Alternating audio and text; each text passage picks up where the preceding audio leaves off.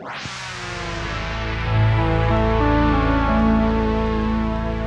and welcome to the Futro Hidden Movie Gems podcast. I was thinking I need to come up with some kind of clever thing to start each episode off, but like specific to Futro, but I don't know. I don't have anything yet, so if you guys think of anything. I am your host, Ty Christensen, and I'm joined by Jordan Christensen. Buenos dias! They will pick us up at the entrance of the school. She will be very disappointed if we are not at the entrance of the school. Oh, mother. Sorry, I keep forgetting to say mother. Mother. You should not upset mother. Dude, that's totally... also joined... Oh, sorry. Oh, yeah, go ahead. No, I was just going to say, it totally reminds me of Mother. What is that TV show, Ty? Oh, you're thinking of Buster from Arrested Development. Oh, yeah. Yes, inspired from this movie. Absolutely. We're also joined by regular Cameron Mickle. What in the name of all that is holy? Dude, I didn't even know that was what that phrase had come from. I've said that like my entire life. I don't know if I got it from that or that was the first time I ever heard it. In the name of all that is holy. Yes. And we're joined by first comer, Isaac Whitkey. $2 cash. I want my $2. Well, it's Isaac Whitkey, not Wookie, like Jordan just said. I did not say that. I think we all heard it, Cameron. Am I right? I'm a witness. I've had it with. Well, even if it was, it's an awesome last name, so. It is an awesome last name. Whitkey. All right, well, we spent enough time on that. So, today we are discussing a movie. We're discussing a movie. This is a movie podcast. Only the greatest movie I am of all pulling time. up IMDb right now. So we're discussing. Dude, we quote so much. I didn't realize how much we quote this movie growing up. I forget about it. Yeah, I watched it. This movie has all the quotes. We are discussing Better Off Dead. For those of you listening at home, this movie came out in 1985. Directed by Savage Steve Holland. Gotta say, what a cool name. Savage.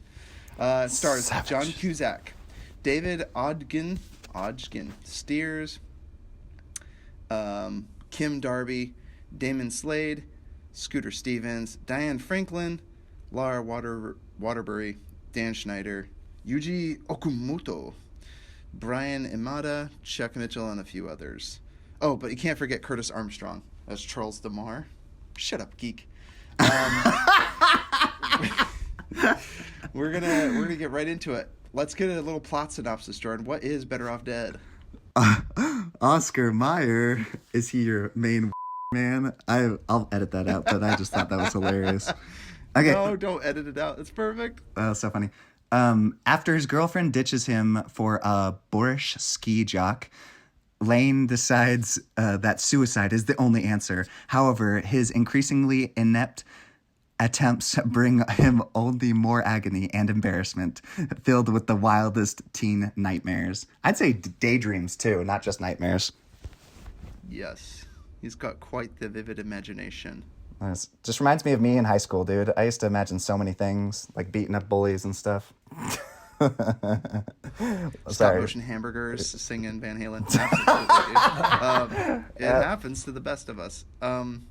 Let's go around and say two of our favorite things. Oh, no, what was it like watching this movie for the first time, and what was it like rewatching it for the podcast? Let's start with you, Cameron. Watching it for the first time, I genuinely can't remember the first time I watched it. I don't know how old I was or when it was. I believe I was like probably in between 8 and 10. So, I mean, a lot of jokes kind of went over my head, but I just remember watching it and laughing a lot. And then rewatching it for the pod, I was just telling Jordan a little bit earlier that I forgot how amazing this movie is. I just love it. There's so many different parts and aspects of the film that I just love. And I showed it this time I just watched it for the pod. I actually showed it to Ty's wife's younger brother, Harry, who he loved it. He was laughing out loud with me and Grant as well. So it was fun to kind of watch it with someone for the first time. And he just kept saying, this is such a different but great movie. And I don't know, I couldn't have said it better myself. It's definitely very unique, but an overall amazing film. That's excellent. How about you, Isaac? What was it like watching it for the first time, and what was it like rewatching it for this podcast? Yeah, I also don't really remember watching it for the first time. I grew up with all these older brothers and sisters, and they were the ones that would expose me to this sort of stuff. But I caught on more to those like catchy, more juvenile things. Like I love Johnny the Paperboy, and I just remember things like that, the things that are just the most standout things. But now I've grown up and I'm like, oh, you know what? I have a big crush on Monique because she's like the perfect woman. And so looking at it now, She is. Oh my gosh. I'm like all about the music. I'm like, the soundtrack's great. That girl is incredible. And I'm like picking up on the story a little bit more. It's not just about the humor. So that's kind of the changes that's been going on for me. Right on. Whole transformation. Jordan, how about you? Yeah, I can't remember either because we'd seen it at such a young age. I just remember watching it and loving it so many times, and I would show all my friends that would come to visit. And because we would quote it so much at home, our mom especially, quoting lines like French bread, French dressing, French fries, and then she to drink Peru. Like, I love this movie because it's just such a fun movie to quote. Like Cameron said, he'd been quoting things he didn't even realize from the film. I forgot how funny it was till rewatching it for the podcast. I hadn't seen it forever because we had watched it so many times growing up that I was kind of like, you know, when you watch a movie too many times, you're kind of like, all right, it's time to move on and maybe not watch it for a while. And then rewatching for this podcast, I kind of was hesitant, but I'm so glad I did because watching it last night put me in such a good mood, and I was laughing out loud. And that doesn't happen a lot in comedies that I watch today, where I'm just like laughing really hard out loud. And I was so surprised how much I love the soundtrack and the music. Like Isaac mentioned, the music is amazing in this. It made me very nostalgic. I wanted to just go back to high school, which I had horrible memories of high school, but you know, some good ones too. But I just think this movie made me so happy. I just wanted to go back to one of the school dances where me and Ty were rocking out and like the only ones dancing while everybody else was just standing there watching. Oh man, that's great. Yeah, to be honest, for me, I don't even remember the first time I saw this film, but I remember, like you said, Jordan, hearing the lines throughout this movie all the time. Like, there's so much to quote. Just in everyday life, and well, you can get into the quotes. There's so many, and now that I watched it again, I just watched it with my wife last night, and was it Maddie's first time, or she'd seen it before? She had seen it once before, and she said she liked it even more this time because watching it again, it's like now this movie is going to be a staple in our family, and I know that for a fact. I'll be showing my kids probably when they're too young to be watching this film, and just be like, this is so weird. Like, it's such a glimpse into like, you know, like for me, it's the quintessential 80s film, the like with humor, and yet it still holds up to this day. There's still so many relatable things where, you know, Lane is like a very, like, you can insert pretty much any person, right? Like, you can project a lot onto him. John Cusack is just kind of one of those people. Like, you talked about the perfect actor at the perfect time, and this film just spoke volumes to me. Even though, like, I'm no longer in high school, it's like, neither were they when they filmed this. I mean, John Cusack, how old was he? Like, I mean, he looks so old. But you watch I love that about so 80s funny. films. Like, all the actors are always super old. They're just like old people. Ain't no 16-year-old looking like that. Can we acknowledge the fact that strippers made it into a PG movie? When I saw that scene, all I could hear was Dad saying, "It's an old PG." In other words, in Dad's eyes, it's an R. It wasn't strippers, Cameron. It was just trashy women. Yes. Okay. Yeah, so I And feel that's like not I have even to a nice way. explain to people like, oh, sorry, I don't even know why this scene is here. But Yeah, that's hey, you know, they're workers PG. too.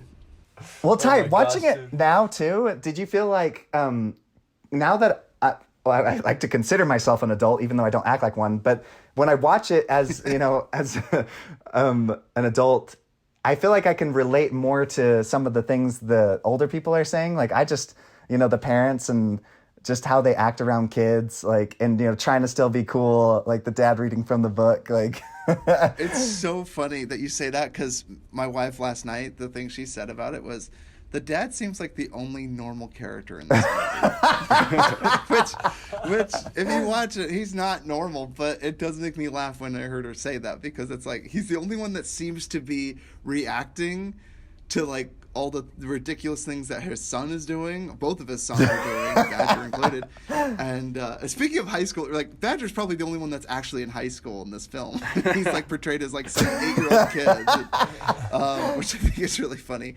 So, but my wife said that. It made me laugh so hard. And Maddie's like, yeah, the only sane person in this movie. Like every time the mom was talking, my wife turns to me and goes like, "What is her deal? What is wrong with her?" I was like, I don't know. I was like, maybe she's just like, I mean, she's so, I don't know. She's just like far out. I love her. So, They are kind of a mismatch as a couple. Funny. What is that? Right. So I love it. I think it's so funny. Yeah, the movie is just more enjoyable with each rewatch, and it's definitely very iconic and very quotable. So we're going to go around and say 2 of our favorite things from this film. Let's start with you, Jordan. Oh, boy. Obviously, the quotes, I was writing them down, and I might as well just have written down the whole script because every single line in this movie is amazing. And then second would be probably, there's so many good things. I'll just hit it home with Ricky. I love him so much. He just, especially when he's dancing, dude, that whole dance scene, when he's feeling it and the crowd starts to make those circles, which I hate when people make circles at a dance. Like, I don't understand that, but they made a circle and he was noticing like everybody is like watching him dance, and so he like pushes his date and he like starts totally rocking out until he passes out on the floor trying to do the worm. It's so good. Is that what he was trying to do? Do the worm? He leapt to the floor and just died. Maybe he was trying to break dance or something. It just passes out. Those are my 2 things. He just hits the ground and his arms flail out to the sides and he's just like, And I love how everybody just proceeds to dance around him. Okay, how about... So, let's go to Isaac. How about you, man? What are 2 of your favorite things from this film? Yeah, I mean, I didn't, for whatever reason, don't pick up on the quotes so much on the movie as much as just, like, the moments.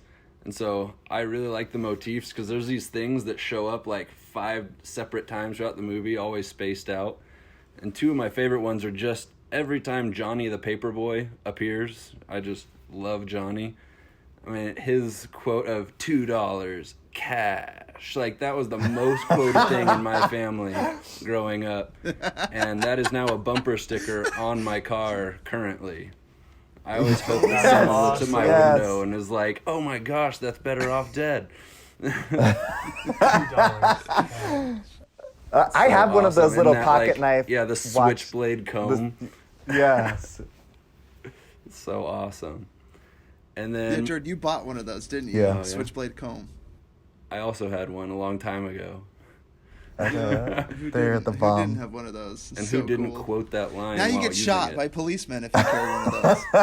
So, how about that? Or how about when he goes through the car wash and is like, "I can't swim."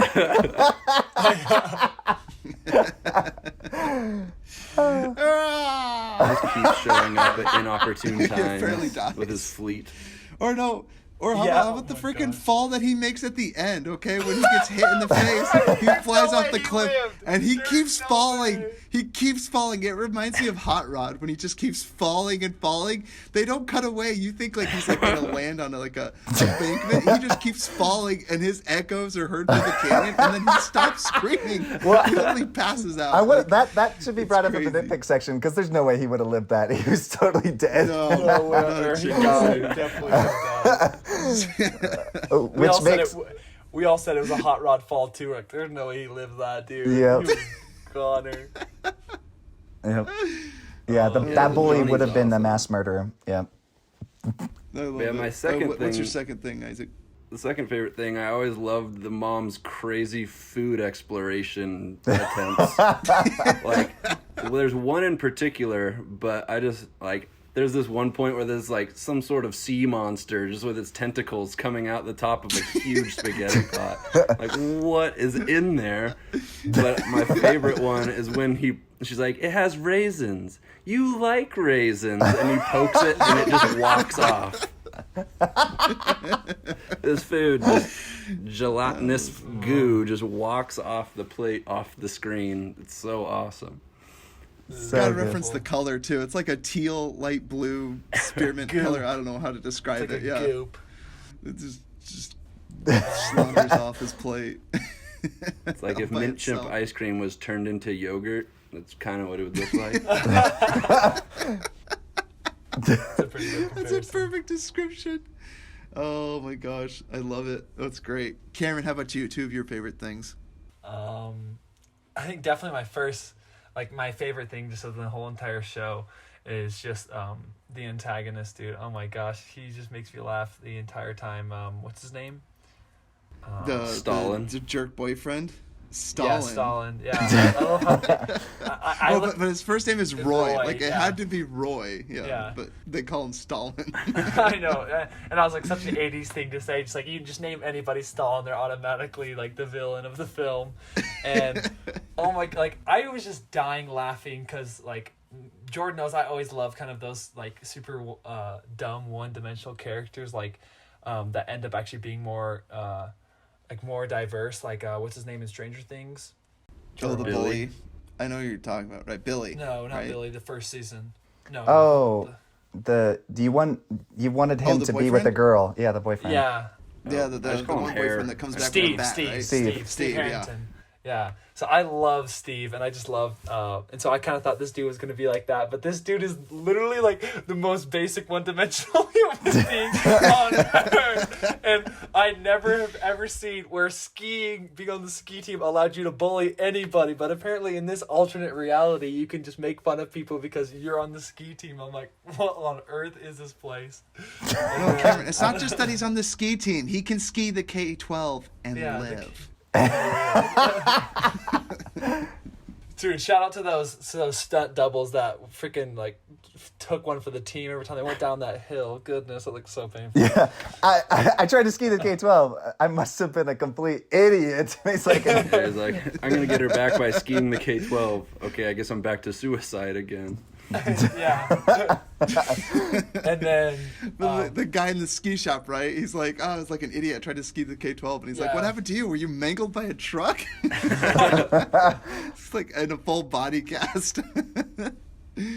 Oh, man. That's great. Cameron, what's your second favorite thing? my second favorite thing is definitely just kind of like the family dynamic and just like how everyone, like I love how content everyone is with how irregular everything is, like that's going on.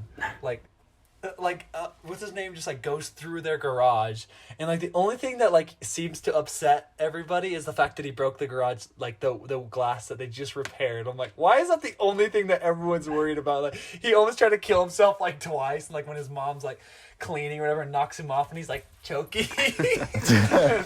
And how everyone's just like totally chill about it. No one's like worried about his mental health. I'm like, is anyone gonna say anything to Lane or just be like, he's all right, just a typical teenager trying to kill himself like multiple times?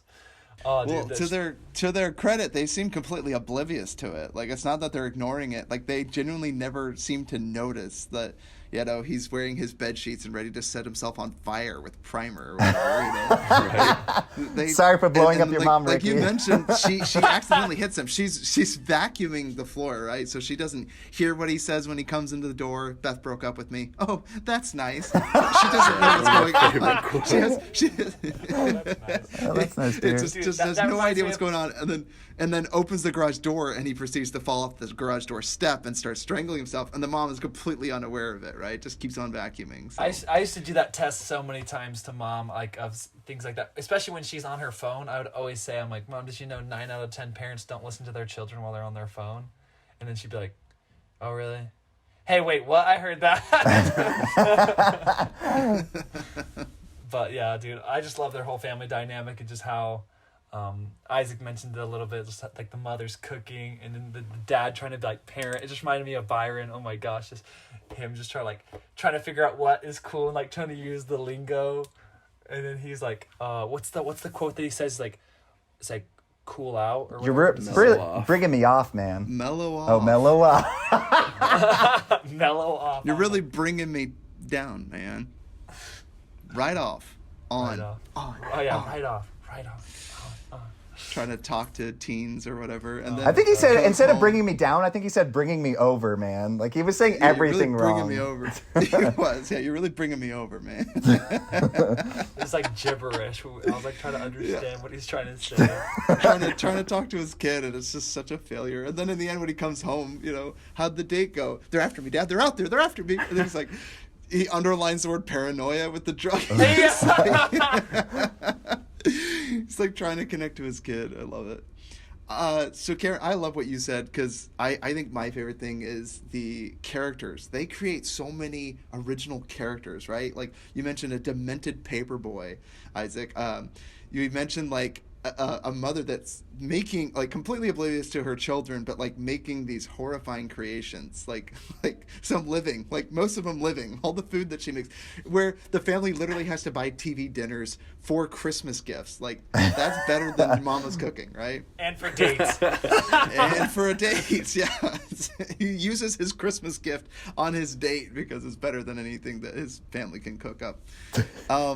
So there's iconic characters, right? Like, Roy the boyfriend, he's like the quintessential like, aside from Karate Kid, who Johnny Lawrence was the quintessential bully of the 80s, but I say Roy Stalin gives a run for Johnny Lawrence's money, because obviously you have Cobra Kai. So maybe Better Off Dead gets a TV sequel where Stalin is a ski instructor and he's a loser, but he comes back and he's like, John Cusack stole my girlfriend Beth, and she was the coolest girl in the school. I would Except be you all didn't take for Beth that. back because Beth is a bum and has zero personality and brains. Oh my god. Yeah, you said one-dimensional. You want to talk about one-dimensional?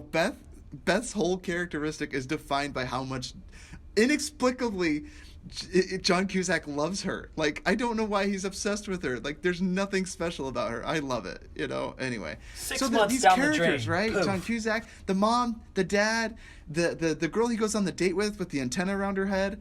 Like, there were so many characters in this film. Like, I mean, like, this is a high school movie, and you can't forget Charles DeMar, Curtis Armstrong's character. Like, I've been going to this high school for 7.5 years. I'm no dummy. He literally carries around a fetid pig in a jar, and he like shakes the jar. He's like, hey, are you okay? Like what Wake is up. that guy doing? He You snorts see him mouthing. Like, You see him mouthing. Wake up. yeah, wake up. He snorts Jello like jigglers through a straw. Do you know the in street his nose. value of this mountain? Yeah, so the characters, and then you mentioned, Diane Franklin's character, Monique. She is so iconic, right? Like this foreign exchange student that comes from France and doesn't speak, quote unquote, lies about not being able to speak a lick of English, but she does, and she speaks it really good. But because she's being pestered by the funniest people, the Ricky and Ricky's mom, I don't know what her name is, Ricky's mom, they're like pestering her, and that's just like a lawsuit waiting to happen. So the characters, She doesn't even have a name. that's She's by just far. called Mrs. Smith. Mrs. Smith, yeah. It's like, oh, you're staying with those blockheads. I mean, the Smiths. What does he call it? I can't remember what he calls them. Dorkheads. Yeah, you're with those dorkheads. The Smiths, right? Yeah. Ricky, the characters, and Ricky. Oh my gosh, Ricky, like the craziest mama's boy I've seen in film. The scene where Monique goes back into the house after she lets John Cusack in on the secret. Ricky like is in his nightgown or like a bathrobe, and he looks over at John Cusack, and he does like this look where he raises his eyebrows, like, "Yeah, bro, that's right. She's sleeping at my place." It's the weirdest thing. It's so uncomfortable. You know what it reminded me of? It reminded me of Unhinged. That look of Russell Crowe, dude. I was like, what the fuck? Like right after he walks out from burning that house down, he just has like that look of just like satisfaction. Oh my gosh, That's what hilarious. Ricky looked like. Good And power then, trip. and then, So- and then you also have the two Chinese guys who their only English is Yes. learned, one of them Yes, their only the- English is learned from like the video game or the races or whatever. The Ree brothers. Yeah. From watching Worldwide Sports, so he knows like all these sport references. The guy at the pig restaurant, the owner, he looked pretty stupid to me. Yeah. I'm about to And he activate ends your up hitting his dental car. plan. I'm gonna activate. Yeah, he is so funny. Like, this is a push, and he puts out a cigarette in one of the That was beef patties. gross. It's just so gross, and he's just like, "What are you doing?" "Oh, I was gonna get up and wash my hands." "You wash your hands on your own time." like the characters in this movie are so great. The only two that are one-dimensional, but they're perfect for each other, is Beth and Roy, and they're perfect for each other. So, but even they are characters. I mean, Roy is. Oh a no, they character, are, for but sure. in their own right. And actually, that's one of my nitpicks, and I'll get into that. It's one of my least favorite things. Is there's not enough Roy Stalin in this movie. Roy is one of the greatest bullies. I wanted more of him. He is so funny. So, and then my second favorite thing is, we mentioned it, but the music and then the use of. This story really carries. Like, a lot of old 80s films don't have as many quippy one-lines. We mentioned the quotes earlier, but mixed with the characters and then the set pieces, like, the movie actually really flows. It just goes. Like, I think a lot of movies, when you watch 80s films, a lot of them struggle with, like, a lull between jokes. I've seen movies like Revenge of the Nerds also starring, the Charles DeMar character, Curtis Armstrong, and it's not a good movie. I mean, like, I'm sorry, it's just not as good of a movie as this. Like, it's not as quotable. There's like 2-3 memorable scenes, and it's just like, oh, movies like that were considered comedy back in the 80s and 70s, it was like they had one joke in them, and they're like, oh, and they're like, you do know that movies can be funny throughout, right? It doesn't have to build up to like 1 or 2 punchlines. Like, this movie was so quotable and it's so funny all throughout. So I just love the humor. This is a great comedy, and that's my favorite thing about it. It's a comedy. It's a true comedy that. Yeah, but stands some the of test those time. just haven't aged well, because some of the jokes I've true. noticed when I was watching like Caddyshack, it's more tailored. I enjoyed it just because it reminded me of Mom and Dad, their era. Yeah. But I just didn't relate to anything. It's just so It's interesting true. how different the times are. Right. I love the way they portrayed portrayed the 80s, dude. The 80s look like the freaking like the dark ages, the way that they portrayed it in Better Off Dead. Everyone's like psychopaths or like super uneducated. I'm just like, what the fuck?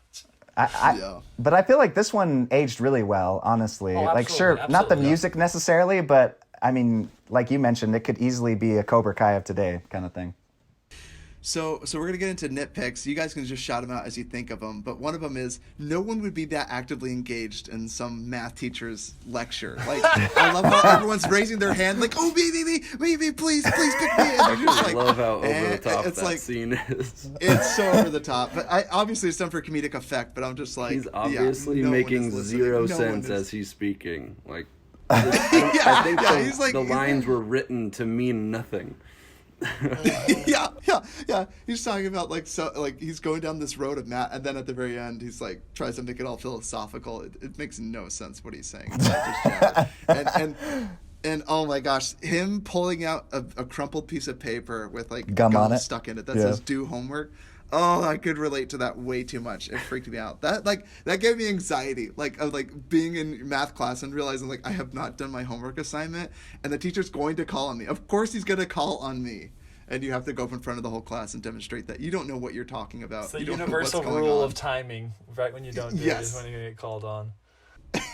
Exactly. Teachers just look for the one that looks nervous. He's hiding behind his paper, and he's like, and Meyer, you come up to the board. Also, okay, second nitpick, right off with the teacher, he's just like keeps him after class, and you think it has something to do with what he drew on the board or whatever's going on in his life, and he's just like, this is awkward, but I understand you're no longer dating Beth. And I was wondering how you might feel if I took out Beth. I was like, what? Now, again, I guess that joke wouldn't have aged very well. it wouldn't have aged well, but I have a question. So like, obviously the TV, Barney from the Flintstones isn't asking, even though he's a cartoon, can I take out Beth? How are we supposed to know which of these are real and what isn't? Because I think we're already led to believe that he's not a reliable narrator, right? From John Cusack's point of view, Yeah. He envisions things. He talks to his drawings at school in the lunch cafeteria, gets everyone to turn their heads. I don't, and he's suicidal, so I think he's actually not a reliable narrator. So I think it's possible that the teacher never asked him. But then you see him, or he views her riding in the car with the teacher, and you think like, is she going out with him? No, she's going out with Roy. So I really think that it actually didn't happen. Yeah, but dude, both of her and Roy, man, like a second, they're quote unquote dating, but then you see Roy totally hitting on the French girl in the lunchroom, like both of them. Oh yeah, definitely. So I don't know, They both of deserve them. each other. It's true. Well, and then though. did you It catch did that- bother me that sometimes I just could not tell what was in his head and what was actually going on. Even with the flashbacks, Yeah. like he was still embellishing them. Yeah, exactly. And again, he loses it where he's at work, right? He has this whole manic dream where He has he's Good like Burger. Frankenstein's He watches monster. Good Burger in his head. Or he's Igor, right? Yeah. He watches Good Burger. I'll show you what everybody wants. I'm flying with I'll fast give food. Yeah. He like creates a living hamburger after he like zaps it with lightning. And then he gets fired. He loses his job, right? So, I almost wonder how reliable of a narrator he is. I'm assuming that teacher hitting on that must have never happened, right? I don't know why. I hope not, because that was gross. Yeah, it is gross. It's so gross. I'm telling my mom. Okay, more nitpicks. You guys just call them out as you see them. I'm just thinking. I wish Roy Stalin was in the film more. I wish he was in it more. I think he was so funny. It's sort of a nitpick, but it's almost like it plays into like a like of mine. It's just like I just don't feel like anyone would ever bully the way that he does bully. Like when he's like Buenos dias. I'm like, if a bully ever did that, I'm like, he would instantly get bullied back for saying what he just said. And I was just like, what? Like, it was so funny, Harry, because he was watching for the first time. He was like, what did he just say? I don't know where the Spanish came from. Was it? Yeah, where did the Spanish come from? I don't know. He's like, Buenos dias. I mean, because it could have been from the foreign exchange dude, but she's French speaking, so I don't know what. Yeah, that's so funny. Unless he's like trying to, because he keeps calling him Oscar if he thinks that's like a Hispanic name. Yeah, let's just top racism on top of it. Talk about the most one-dimensional bully of all time. He's just all the things. Misogynist, racist, he's all of the things. Dude, he is amazing. He checks all the boxes for sure. Oh my gosh, that's so great. Any other nitpicks? I mean, it's just so fun to we already talk mentioned about. that he would have died if he fell off the cliff, but it's a comedy, so you can kind of get away with in a car wash. Yeah. Same with the 1K. Whoever was the stunt double for that one-legged skiing, dude, that is so dang impressive. Oh, that was awesome. Yeah. That guy going down that entire mountain just on one foot. I was like, holy cow. And so did they quick cheered for to add him on to because that. he made it down on one ski, right? Not because he actually won first place. Is that what I'm understanding? I thought he won. See, I think he technically did win, but also I'm confused because at the very beginning when he says go, only John Cusack's character dives down the hill and then he yells go again and then the guy goes behind him. Yeah. So they obviously either would have lagged the time and they crossed basically But at the was same he, time. because it kind of looked like he was like, oh, you were supposed to go. I thought that was what he was trying to say. Yeah, maybe he missed it, but I don't know why he would have missed. Maybe because right before it, he's like, I don't think he's going to show. Let's set a new record, and then he like appears out of nowhere, right? And then he just goes right away. Maybe he was just kind of stunned that he showed up. Like he didn't think he would actually be challenged by John Cusack's character, right? Like he didn't believe he would show up. Maybe that's my assumption. So did he win? I'm confused now. So I think he was made to cross the finish line first, right? Because even the guy goes up to him and goes, "It was a good run." He's like, "Shut up, man!"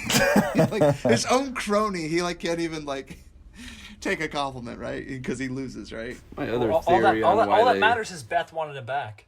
My other thought on why they start at staggered times. One, like in reality, it might be like a safety precaution they have to do on that mountain. Is only one guy can go at a time. Another thing I was wondering was, maybe they just know the way the routes work. So if Lane's on blue and Stalin's on red, they know that the red lane just takes a couple extra seconds, so he has to start. Oh, interesting. Later. That's true. Yeah. But they don't talk about this. It's Look just at this guy, Isaac. Do you ski or right? No, yeah. Do you ski or no? But I've seen or other anything? types of races, so I just know that they stagger start times or start positions. No, that's a good point. Over here. Yeah, look at this guy. He like literally solved our one. That's why I say I watch this movie as an older person. I'm like, I'm thinking deep about it.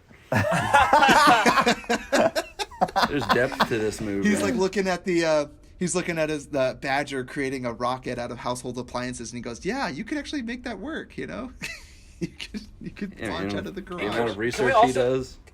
Can we acknowledge the moment when Ricky turned into a serial killer? Holy cow! He's about to like take him down. He's about to take down John Cusack. He's like about to kill Lane. He whips out the ski pole, and I was like, "What the fuck?" The inner savage. Wait, what? Oh, Ricky. Yeah. Wait, who? Oh, Ricky at the bottom of the hill after he he's trying to steal Monique or whatever, and he's like whips it out like they're like fencing around. Unguarded with the ski poles. Yeah, that's a great Oh, moment. that's funny. Yeah, I'm I not have the only one one that's real feeling and then so when he about picked fighting one with ski petty poles. one. All right, let's hear it. My petty nitpick is when the dad actually fixes the garage after Lane drove through it. The mom looks up and she's like reacting how glorious it is without even actually looking up yet. And I'm like, oh, come on. You don't even know what he's showing you.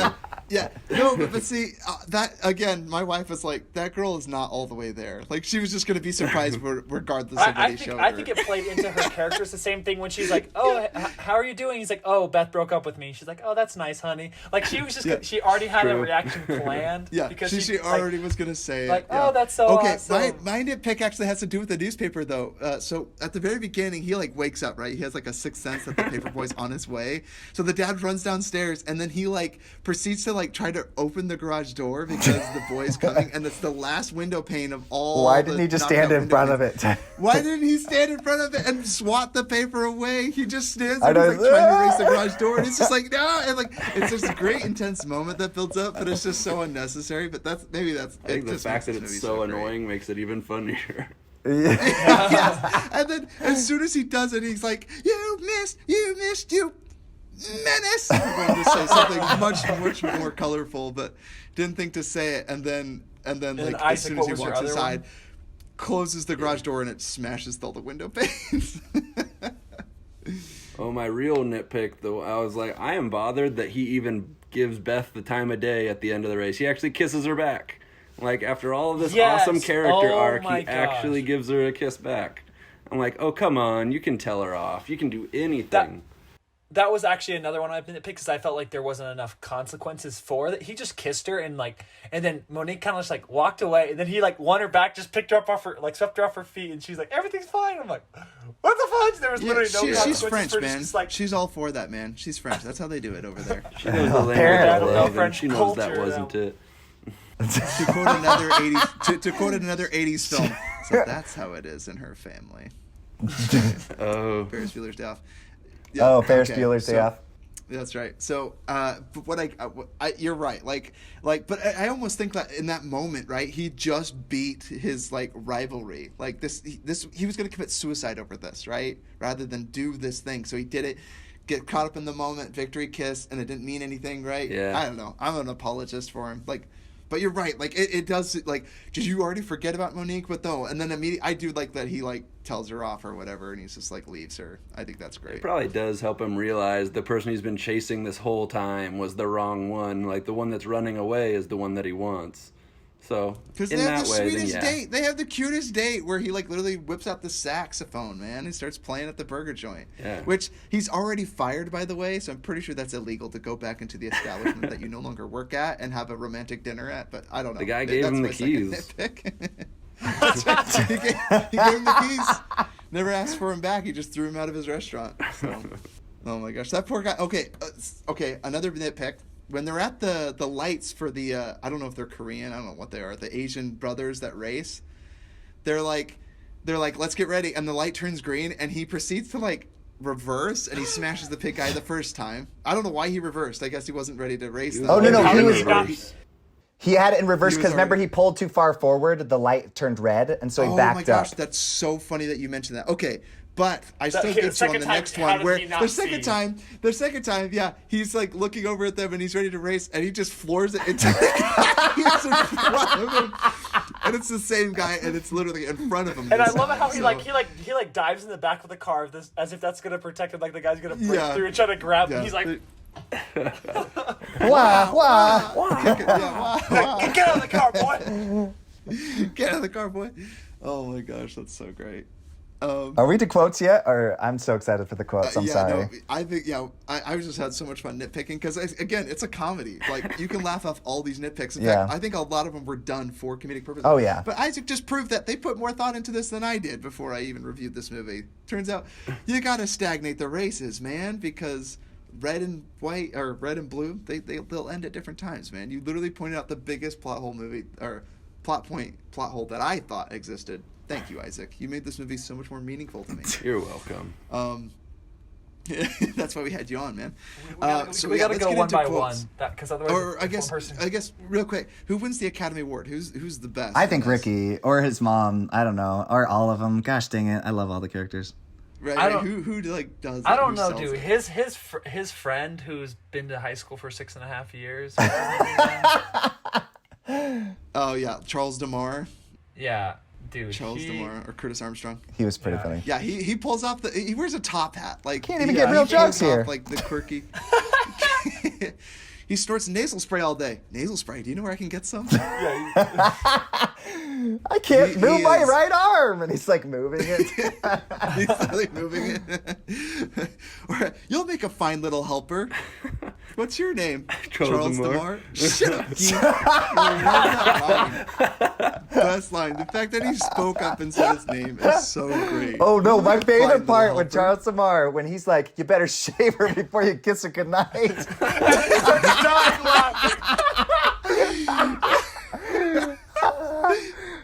And He he's just just, keeps were going dying back there and keeps and then laughing. he's, Oh, I was laughing out loud that entire scene. He's just like, Yeah, he has a contagious laugh. and then he shows up a second time as they're dancing and like. starts laughing again.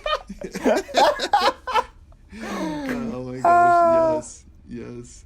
Oh my word. Beautiful, dude. I love it because that's kind of how I felt with a lot of the things that that Stalin did, like that Roy did to Bully. I felt like a lot of them could have turned like back on him, and so that's what I just loved about that scene. Is he just like, he's like, yeah, you better shave before you kiss him goodnight, and then he just thought that was so funny that he's like laughing at Roy for like the roast that he gave and like bullying the bully, which I just thought was so funny. Oh, that was hilarious. I love it. Dude, for me though, the Academy yeah. goes to I would say- Monique. Obviously, I mean, Dream Girl, but she plays the long con the whole time. Like, yeah, I don't speak English because I don't want to deal with these imbeciles. And then she just is all that is awesome, loves baseball, knows cars, can ski, has a no bullcrap attitude, and has awesome fashion sense. Like, come on. For real, her skiing, love and they even tried to like dumb down her like beauty by kind of like in the beginning putting on like these super baggy clothes or just like ones that are like all brown or whatever, and she's still beautiful. And then like later you see her in like actual good outfit, and you're just like, holy cow, she's beautiful. Yeah, gotta chase But that. one of my favorite lines was "This is fabulous liqueur." Oh my gosh! And then she just like whips up the cigarette and just blows up. Literally the most random Who thing can of drink all primer? Who can drink paint primer, and is able to like pass it off as alcohol? Talk about my someone with a gosh. real problem. Reminds me of the moonshine my cousin used to make. God bless him. He's dead now. And then afterwards, when he's like, sorry, your mom. He's like, sorry, Ricky, your mom blew up. Just like he says it so casually. He's like, "Gee, I'm really sorry your mom blew up." Hey, Ricky, I'm really sorry. Yeah. So Just casual about Doctors it. say she'll be fine. She just can't eat any spicy foods for a while. And that gosh, also that's reminded so me good. of Unhinged when the person when this like the boy gets lit on fire and then they're like, he's fine. I'm like, after an explosion like that, she's fine except for the fact she can't have spicy food. Dude, everyone in that house would have died in that explosion. The credits roll. I love it. gosh. All right, let's get worst actor. Again, it's hard to say. I would say the sleazy mailman. Again, maybe he's not a bad actor. But, Well, I'd just say man, my- he makes me feel so uncomfortable. Yeah. The sleazy mailman coming in, dropping all that mail, Jordan. I just didn't know if that bothered you at all. Oh, no. It's just dropping all the mail. Opens up the Badger's book and he's reading it and hands it to him. It's Dude, that is so And then funny. proceeding to ask Lane if he could take out Beth because they're no longer dating. Worst mailman of all time. And that actor, I'm pretty certain that's the one actor from that sequel Aladdin movie. Jordan, confirm, is that right? I swear that's him. Which actor? I swear that's him. The mailman.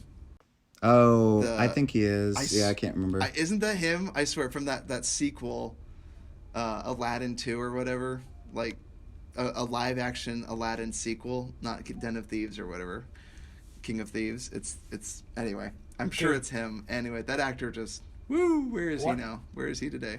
Ty, one of my favorite quotes too, which was like one of the best comebacks I feel like of all time, was when Roy's hitting on Monique, and then Lane is like, "She only speaks French, Roy. she doesn't speak imbecile. I was like, ah!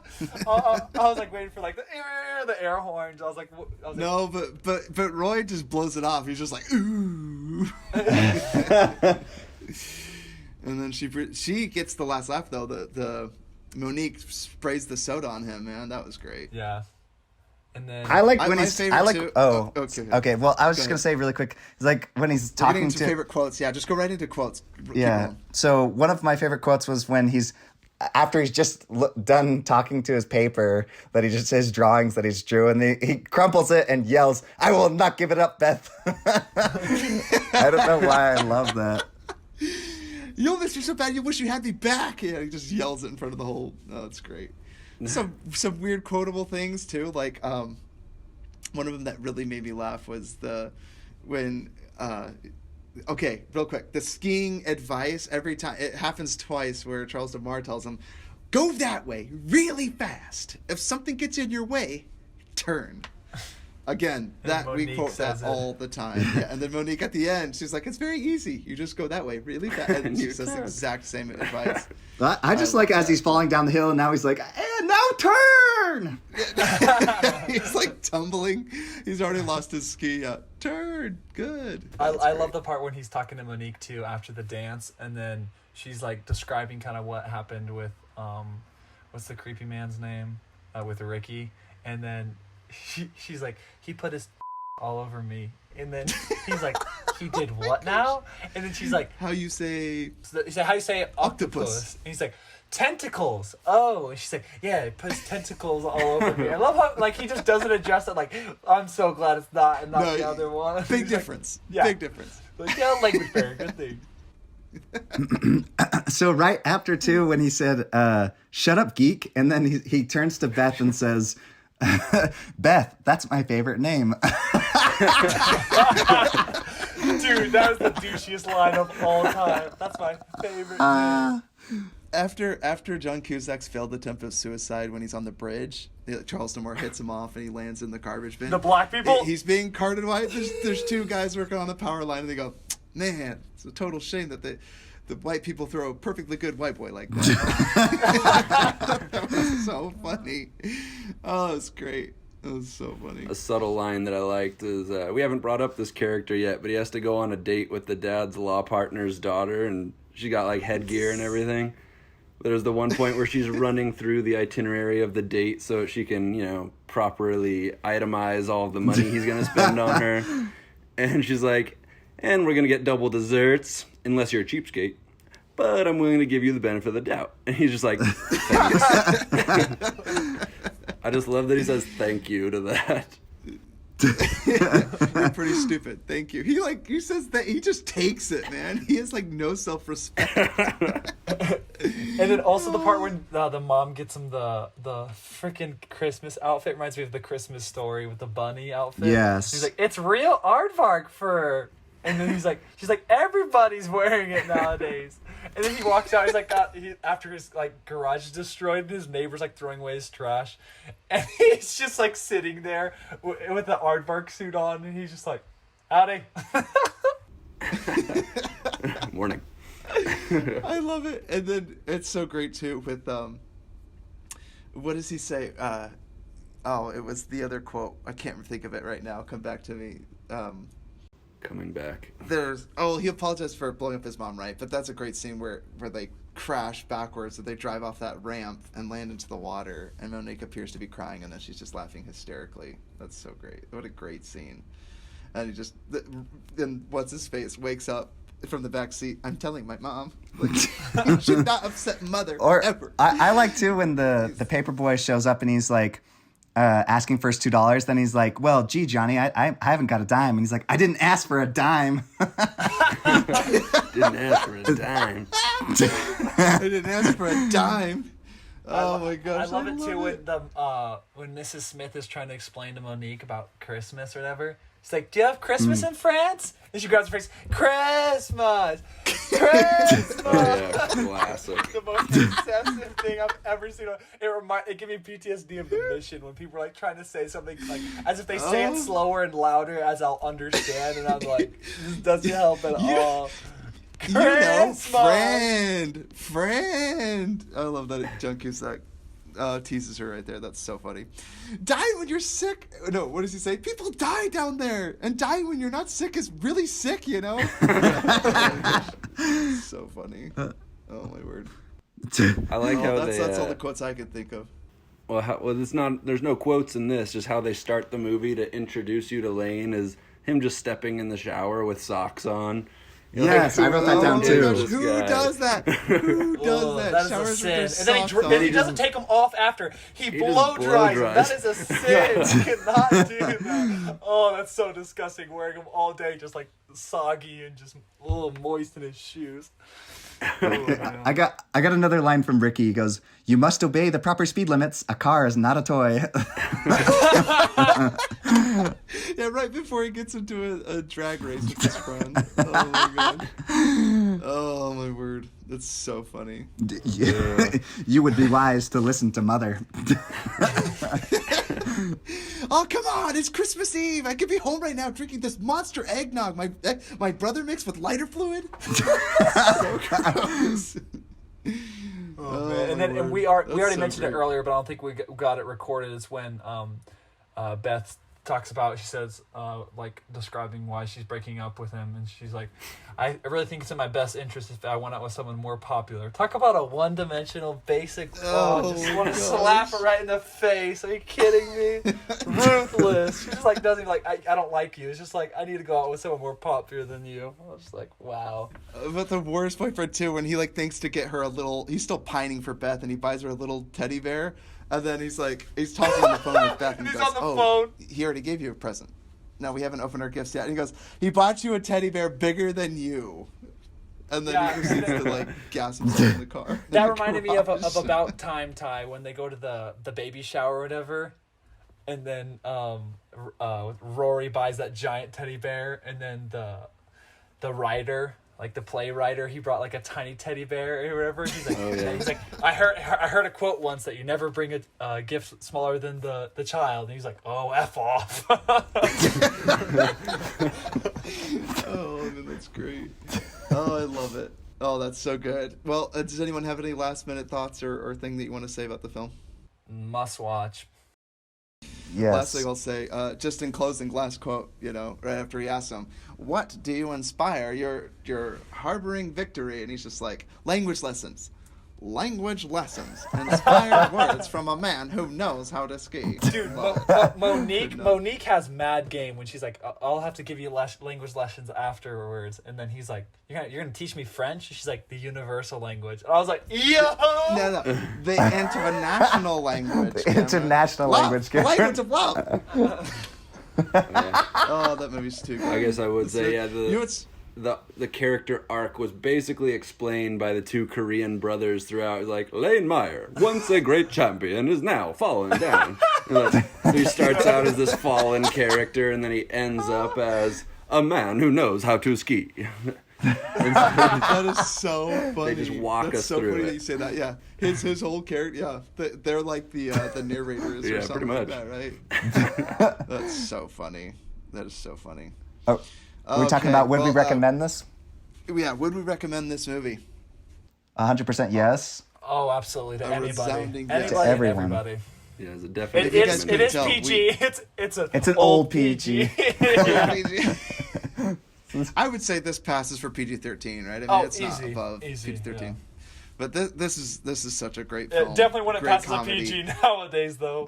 If you like Bill and Ted or Hot Rod, you'll like this. Yes. Yeah. Speaking of Bill and Ted, you know the Monique. She's one of the princesses in Bill and Ted. Just What? No, throw she's that out not. She is. Yeah, she is. That's dude. She's awesome. one I of the didn't know that. princesses.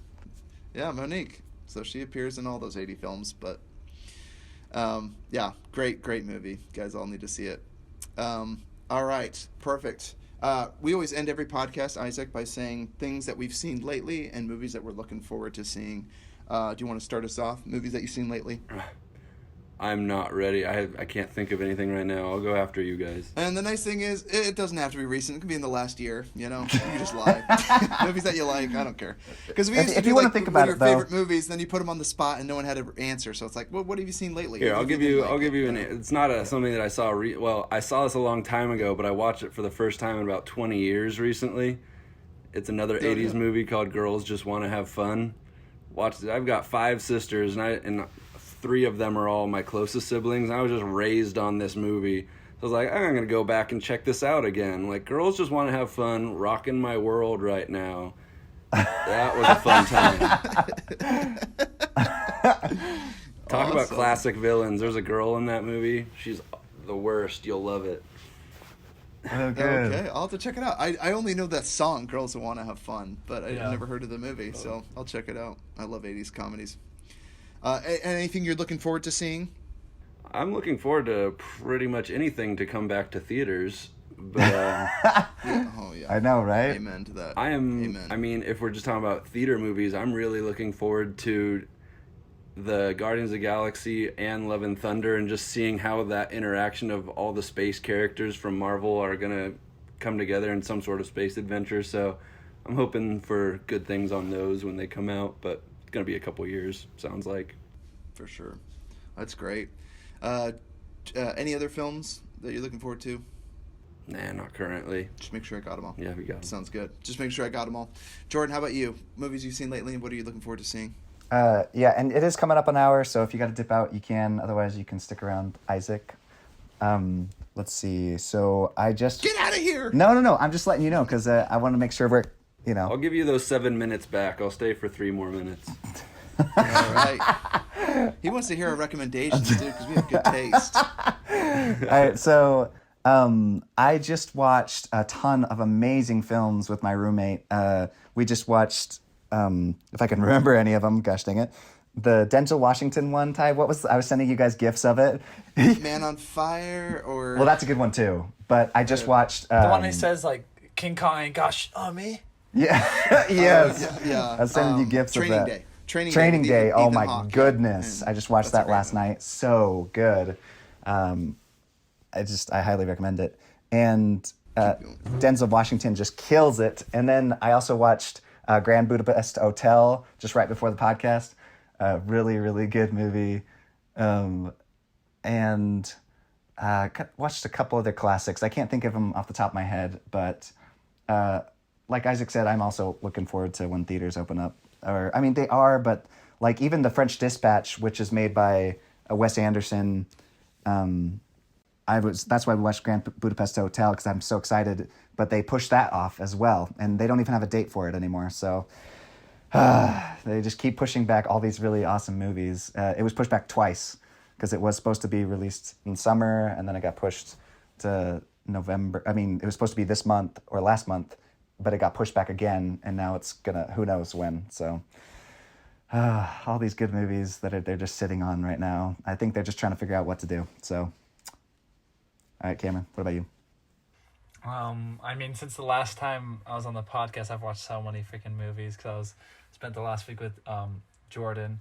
Oh yeah, it was like 16, wasn't it? Yeah, it was 16 just this past from last Monday to last Saturday. So, but in the past week and a half, I watched Crawl, which is just like it's a pretty basic, just like thriller. It's a good popcorn flick to watch with people. Has some like surprising like killings and stuff like that. And then I also watched Sunshine, which is a sci-fi that was wild.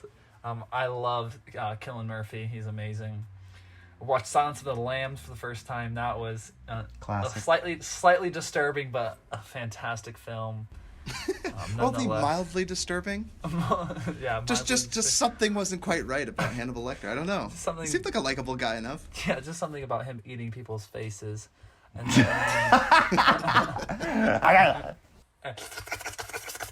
then, and then also watching. I finished Memories of Murder, which is.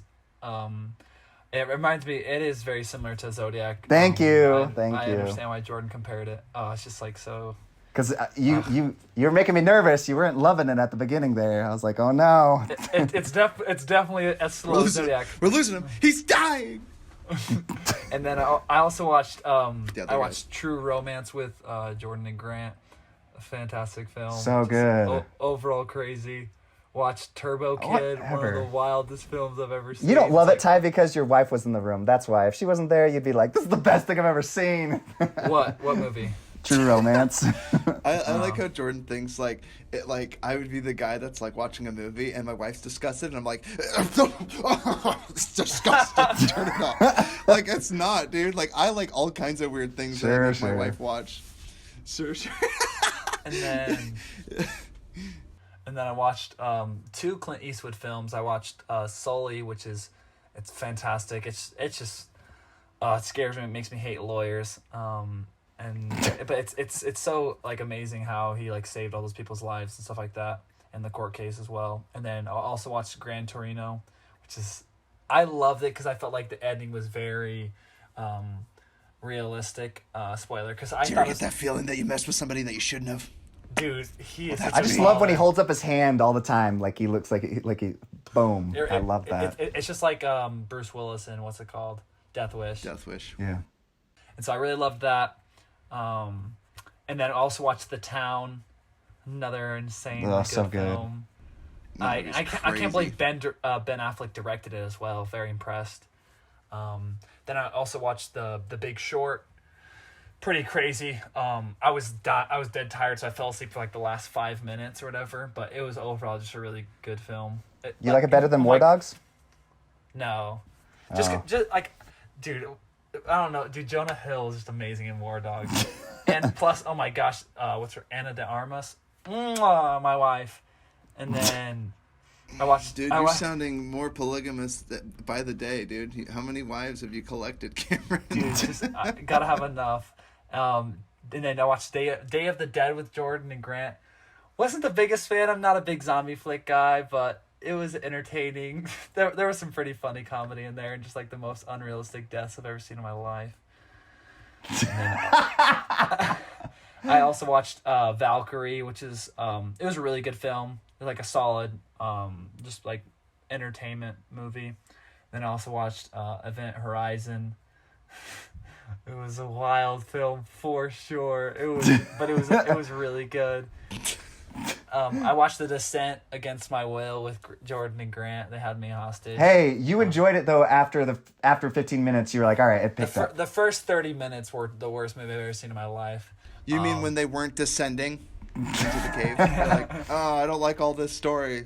Yeah, it was so Get boring. to the cave. Yeah, I'm like, I don't care about you guys. Let's get to the monster zombies that start killing you guys. And then, okay, when he got my attention was when she killed her friend. I was like, oh snap! And that's so realistic, dude. Because like, if you're in that like kill mode, anybody that touches me is dying. So like, it's so unfortunate that like it was her friend that came up from behind her. Then also I watched Cabin in the Woods with Jordan. It was such a weird film. There were so many times I thought the movie was over. Like, I thought the movie was over before they got into the elevator or whatever. And Jordan's like, "Oh no, there's still like 25 minutes left." I was like, "Wait, what?" And it was an entertaining movie. Also watched Kill Bill Volume 1. That was wild. The fight scenes in that are insane. So much blood. And then I watched Death Note, the Netflix adaptation. Yeah. Not the biggest fan. If you watch it, Cameron, imagine my depression when I found out that they were doing a movie and it wasn't a whole life. Hey Isaac, thanks for being on. Appreciate man. Take it, it easy, Isaac. One of my biggest disappointment, Cameron, was finding out that it's only a movie and not. I thought they were doing a whole TV series, like live action TV. Well, so I was so disappointed. I kind of gave him the benefit of the doubt because I'm trying to think about how I would make Death Note the series into one movie, and you got to jump over a lot of really awesome like episodes and like cliffhangers in order to try to make it into one movie. So I mean, given with what they working with what they were given, I understand it, but it's still there were so many things that I didn't like. Cameron, I'm gonna ask you: did you find yourself laughing at the end? When I was laughing throughout the entire film.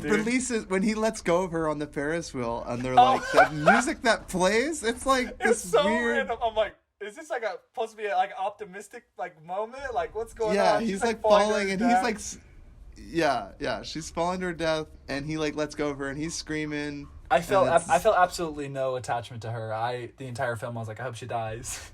And then she died, and I was like, thank goodness, she's a psychopath. I didn't like how she was more invested to Kira than Light was. And I was like, not sure how I feel about that.